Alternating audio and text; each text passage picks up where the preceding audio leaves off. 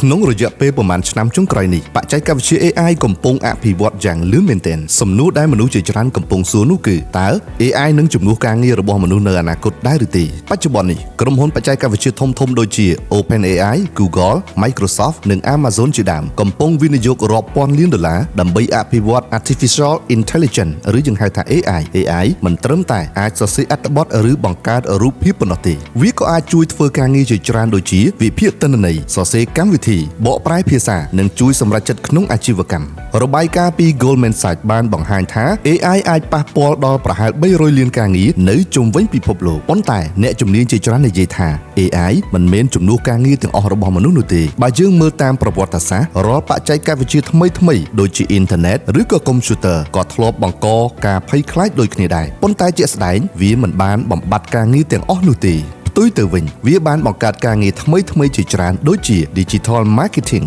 Software Development, Data Science ដូច្នេះ AI ប្រហែលជានឹងផ្លាស់ប្ដូររបៀបធ្វើការជាងការជំនួសមនុស្សទាំងស្រុងសម្រាប់យុវជននិងអ្នកធ្វើការយល់ដឹងអំពី AI និងបច្ចេកវិទ្យាថ្មីៗនឹងក្លាយជាជំនាញសំខាន់នៅក្នុងថ្ងៃអនាគតដូច្នេះអ្នកដែលអាចប្រើ AI បានល្អនឹងមានឱកាសប្រសើរជាងក្នុងទីផ្សារការងារអរគុណកុំភ្លេចចុច Follow សម្រាប់វីដេអូល្អៗនិងចំណេះដឹងជាច្រើនទៀត